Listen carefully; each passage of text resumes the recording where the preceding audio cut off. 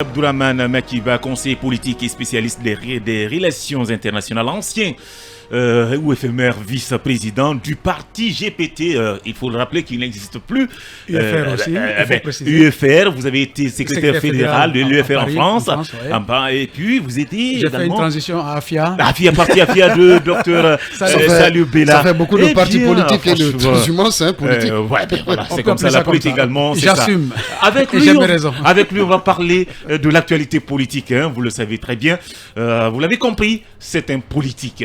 Bonsoir à vous, monsieur. Bonsoir, monsieur Bangoura. Bonsoir, monsieur Diallo. C'est monsieur Diallo également. Oh là là, on va pas faire un élevage non plus. Aujourd'hui, un seul bas contre des Diallo. D'accord. Alors, monsieur Ba, l'actualité. Voilà. Après une école chez Cellou Dalein, l'ancien domicile de Sidia devient le siège du BGDA. Comment réagissez-vous à cette décision de la junte de donner ce domicile au BGDA alors que l'affaire est encore pendante devant les juridictions? Oui, effectivement, moi je pense qu'on est parti un peu plus vite en besogne. À partir du moment où la justice n'a pas rendu une décision finale quant à un problème posé, normalement elle devait faire son travail et sur la base d'une condamnation ou autre, elle prendrait les décisions qui s'imposent. Soit on indemnise M. Sidia ou M. Cellou Dalein Diallo, puisque j'ai cru comprendre qu'ils l'ont acquis de façon réglementaire. C'est ce qu'ils ont dit. C'est ce qu'ils ont dit. Ouais. Mais là, ils sont partis un peu plus vite en besogne. Est-ce que maintenant, c'est l'urgence donc, de l'utilité publique qui a primé sur la décision judiciaire? Là, il y a quand même un petit peu... C'est vrai, je suis un peu aussi stomaqué par rapport à ça. Ben voilà. En tout cas, beaucoup estiment que c'est juste une manière de faire mal à ces acteurs politiques. Parce que même si vous parlez de nécessité, je ne crois pas si c'est le seul... bâtiment ou la seule résidence. Ou autrement, pour renchérir, Mohamed Ali, sur votre question, est-ce que de telles pratiques de la part de la junte au pouvoir ne risquent pas de plomber finalement la transition en cours en Guinée? Bon, effectivement, on peut avoir des doutes. Parce que c'est vrai que lorsque le colonel Mamadi Doumbouya est arrivé, il a dit, comme vous l'avez rappelé tout à l'heure, que c'est la justice qui sera la boussole. Effectivement. C'est vrai. Ouais. Bon, cette entité a été mise en place, mais il ne faudrait pas que non plus que la justice, cette justice-là, soit effectivement unilatérale. C'est-à-dire que seulement d'un côté et pas de l'autre. Donc, nous sommes tous des démocrates dans l'âme. Nous avons envie effectivement qu'il y ait une justice ici, dans notre pays. C'est ce que nous souhaitons le plus ardemment possible. Mais là, c'est vrai qu'il y a eu des ratés. Moi, je dirais ça des ratés. Il ne faudrait pas non plus, par rapport à ça, tirer des conclusions hâtives. Moi, je pense qu'aujourd'hui, puisque la justice elle est pendante par rapport à ces deux domaines dont on a cité tout à l'heure, si un temps soit peu, la justice sent que l'État a tort dans cette démarche, qu'elle prenne toutes les dispositions qui s'imposent pour avoir des mesures d'accompagnement, pour indemniser et reconnaître officiellement qu'elle s'était trompée sur la base effectivement des documents qui auraient été ou des preuves qui auraient été fournies par les deux parties. Alpha. Oui, l'autre sujet qui cristallise le débat dans la cité, c'est une sorte de chasse à l'homme qui est engagée par les forces de sécurité dans certains quartiers. On va des descentes à Bambeto, à Koloma, à Wanidara et dans d'autres quartiers de Conakry, notamment dans la commune de Ratoma. À cela s'ajoute déjà, il y a eu de nombreuses arrestations des responsables du FNDC, mais aussi de Sakou Yaya de l'UFR. Qu'est-ce que tout cela vous inspire? Est-ce qu'aujourd'hui, ce n'est pas un véritable recul? Ce n'est pas un recul qu'on est en train d'assister aujourd'hui? Écoutez, vous savez, il y a eu une manifestation qui a eu lieu récemment. Moi, ma question d'abord, est-ce que cette manifestation était opportune? D'accord. Pour la bonne et simple raison, c'est que j'ai l'impression que le Guinéen est trop pressé. Okay. C'est-à-dire que le CNRD n'a même pas un an. Ils ont une vision politique. C'est vrai, ils ont commencé à jeter certaines bases. C'est vrai, si effectivement ils sortent un peu sur les plates-bandes. Il y a des sorties de pistes aussi. Oui, effectivement, c'est ce que je suis en train de dire. S'ils sortent, mais il ne faudrait pas qu'on généralise. À partir du moment où je crois qu'ils avaient dit que toute manifestation était suspendue. Suspendue. Je ne sais pas interdite, mais je crois qu'on pense suspendue. À partir du moment où on suspend quelque chose, logiquement. Illégalement, monsieur Ba. C'est-à-dire quand ils décident unilatéralement d'empêcher les gens de manifester, est-ce qu'on sait pourquoi? Est-ce que d'abord on a demandé vraiment pourquoi cette suspension? Est-ce que c'est pour une question de sécurité intérieure? Est-ce que ce n'est pas aussi par crainte qu'on tombe encore, qu'on fasse un bis répétiteur de toutes les manifestations qu'on a connues dans ce pays et qui sont soldées malheureusement par des pertes en vie? Est-ce que ce n'est pas aussi étouffer les voix dissonantes pour permettre à ceux qui dirigent là de diriger comme ils veulent sans qu'il y ait une opposition, sans qu'il y ait un regard? Moi personnellement, je ne crois pas à cette option. À partir du moment où, lorsqu'ils sont arrivés au pays, ils ont dit que toute personne qui aura un poste à responsabilité pendant cette transition n'aura pas l'attitude d'être reconduit ou de compétir à une élection. Mais je pense déjà c'est un signe pour eux pour dire sont nous serons là ils sont pendant. à- Attendez, laissez-moi terminer. Allez-y. Nous sommes là pour un temps, et le temps qu'il faudra, enfin le temps que nous avons déterminé à travers, donc je crois, c'est 3 ans. Ils ont parlé de 36 mois. Oui, à peu Ouais, près, ben, ça fait 3 ans. Donc, c'est au-delà de ces 36 mois, si effectivement ils montraient une volonté de vouloir s'éterniser au pouvoir, là, on peut effectivement commencer à émettre des critiques dans ce sens. Mais jusqu'à preuve du contraire, je ne pense pas. Il ne faudrait pas qu'on aille trop en supputation. J'ai quand En même Guinée, deux on aime questions. beaucoup. Malheureusement, en Guinée, nous aimons beaucoup les points. J'ai quand même 2 questions rapidement, M. Allez-y. Ba. Aujourd'hui, nous parlons des conséquences de la manifestation des FNDC le Effectivement. jeudi dernier. Oui. Mais M. Ba, est-ce que vous avez jeté un regard par rapport aux causes qui ont engendré justement Ces manifestations. ces Par conséquences? exemple, les revendications. On parle d'un manque de dialogue, aucune lisibilité sur la transition. Du 5 septembre jusqu'à maintenant, nous n'avons pas une date connue Ouais. visant un point de départ Oui. par rapport à la transition. Effectivement. Qu'est-ce que vous avez à nous répondre par rapport à cet aspect? Alors, Bien. je Allez. pense que dans un pays, c'est-à-dire que le dialogue et la concertation, ce sont les meilleurs moyens pour surmonter les problèmes, comment dirais dans un pays. D'accord. Si on veut la stabilité. Ouais. Maintenant, à supposer même que le CNRD met comment on appelle, une lenteur pour créer ce cadre de concertation, je ne pense pas que nous, citoyens qui sommes, pour la stabilité de notre pays, que nous puissions commencer à rentrer encore pour faire des manifestations qui vont se solder encore toujours par des pertes en vies humaines, des dégâts matériels. Ça, attention, ça dit, ils n'ont même pas un an d'exercice. On le sait. Mais déjà. si les manifestations sont encadrées Ouais. dans les règles de l'art, est-ce qu'on peut... Quelles sont les premières personnes à à encadrer une manifestation? J'ai Non, été comment étudiant. les J'ai été les étudiant. autorités. Les organisateurs, les Exactement, il faudrait d'abord qu'il y ait une synergie. une synergie Mais d'action. On leur a une refusé, synergie on leur a refusé ça. En Guinée, ça fait 10 ans que je suis rentré de l'Occident, hein, mais je n'ai jamais vu une manifestation encadrée. Si ce n'est une, peut-être Il y a- celle il du y en a eu FNDC, Des marches. Il y en où il y a eu des marches, où les gens étaient tout à fait identifiables à travers soit des banderoles, soit avec leur t-shirt. Mais la manifestation qui s'est passée la dernière fois. Ben, il faut Vous avez vu des- faisons la vous part avez- des choses. Je vous en prie, faisons la part des choses. La manifestation et les marches sont vraiment Bah, différentes. ben, moi, dans pour ce moi, pays. une manifestation, c'est une expression déjà justement, d'un mais mécontentement, oui, mais la qu'elle soit forme- maintenant pacifique ou qu'elle soit... mais je la sais pas, forme, moi. nous savons, lorsqu'on appelle à des manifestations, on sait que c'est des manifestations qui seront toujours émaillées de violence. Mais s'il s'agit de marches encadrées, eh bien, on n'assiste jamais à des violences. On a vu ici des marches. Mais malheureusement, c'est cette marche même qui a été interdite.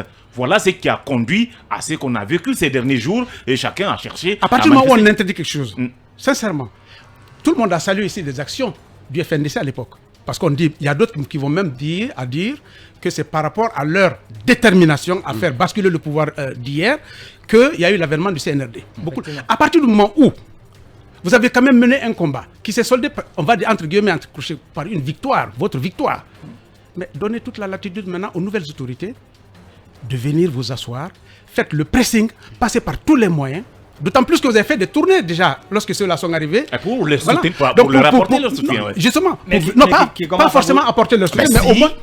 au moins venir le donner leur temps de voir effectivement est-ce que l'orientation politique est dictée par les membres du CNRD Même vous évoquez... s'appliquerait vraiment sur le terrain. Vous Moi, je pense évoquez- que le FNDC a raté quelque chose. D'accord. Sincèrement, ce dialogue, Mais- il s'impose à tous. Mais Il maintenant faudrait qu'ils ont maintenant raté. qu'ils trouvent les justes coutumes, toutes les stratégies pour ramener, pour emmener justement les acteurs politiques du moment. Justement, vraiment à créer ce cadre de dialogue. quelle stratégie utiliser en pareille circonstance? Ça, c'est la première question pour amener les parties prenantes à s'accorder sur l'essentiel dans la conduite de la transition. La deuxième question, aujourd'hui, vous parlez de cadre.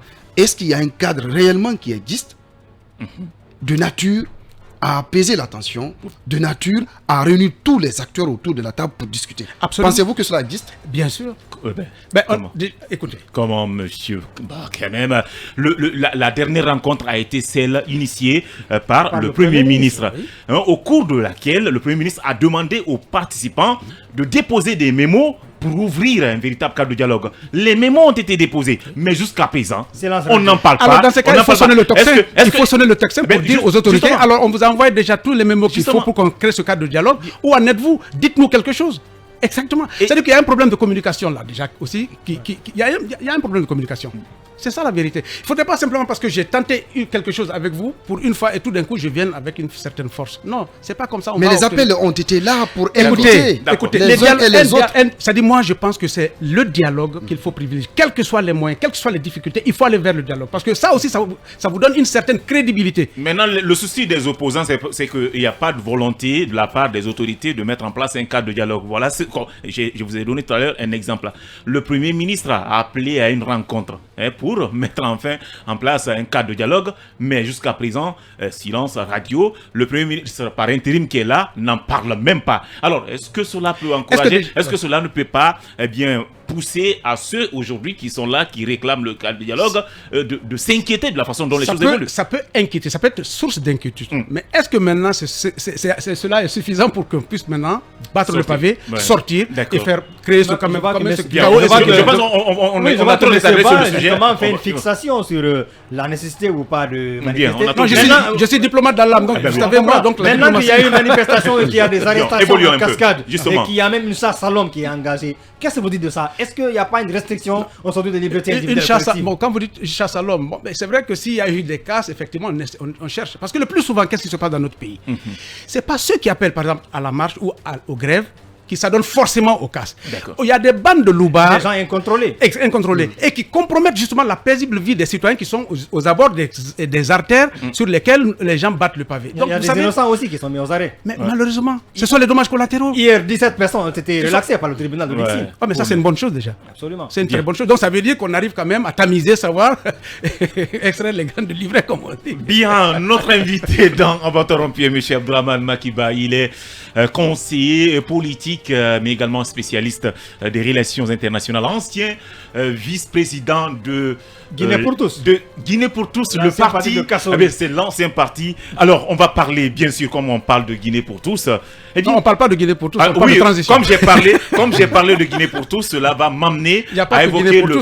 il n'y en a pas. Il a été dilué dans le pays. Voilà, exactement. C'est pourquoi je dis éphémère. On va parler alors de celui qui avait dirigé ce parti qui a disparu. Eh bien, avec ses co-détenus, Kassouri, effectivement. Quels sont vos rapports aujourd'hui? Vous avez des nouvelles? Vous avez des nouvelles? Bon, j'ai pas de nouvelles, mais j'irai bientôt lui rendre visite parce que j'étais pas en Guinée. Pour la petite histoire, j'étais en Guinée-Bissau aussi resté quelques mois.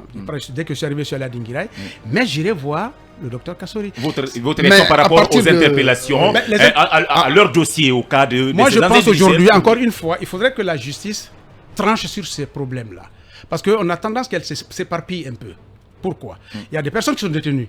Il y a eu des accusations.